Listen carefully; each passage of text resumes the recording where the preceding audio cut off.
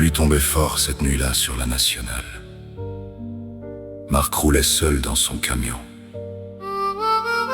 comme des milliers d'autres routiers perdus dans la nuit. Puis soudain, quelque chose bougea près d'un arrêt de bus abandonné. une petite fille, trempée par la pluie, serrait un vieux sac contre elle. Hé petite, qu'est-ce que tu fais ici toute seule? Faut pas me ramener chez moi. Marc sentit immédiatement la peur dans sa voix. Cette peur que certains enfants apprennent beaucoup trop tôt. Puis soudain, Non! Arrête! c'est maman! Au bout du parking, dans une vieille voiture, un homme frappait une femme sous la pluie. Marc serra les poings, le regard noir, comme un homme qui avait déjà trop vu la violence sur les routes. Reste derrière moi, petite. L'homme continuait de hurler pendant que la femme essayait de se protéger. Tu crois que tu peux partir? Puis Marc attrapa brutalement le type et le repoussa loin de la femme. Ça suffit! Mêle-toi de tes affaires! Maman! La pluie tombait sur le parking pendant que les coups résonnaient dans la nuit. Marc finit par plaquer l'homme au sol. Tu touches plus jamais à elle. Jamais.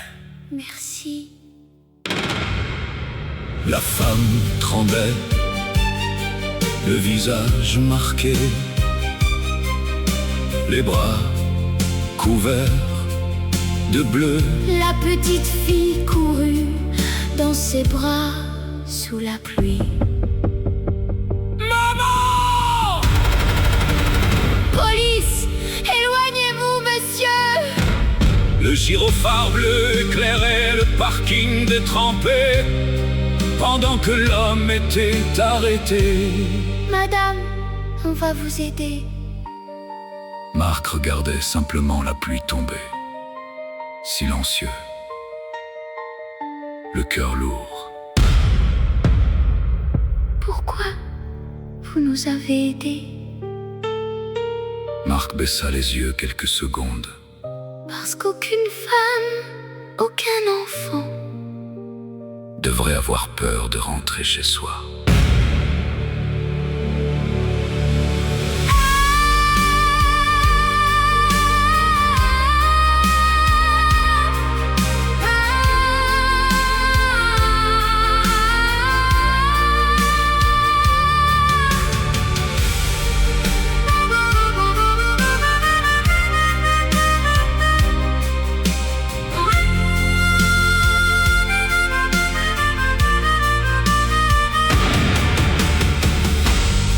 Puis il remonta dans son camion pendant que la mère et la petite montaient dans l'ambulance.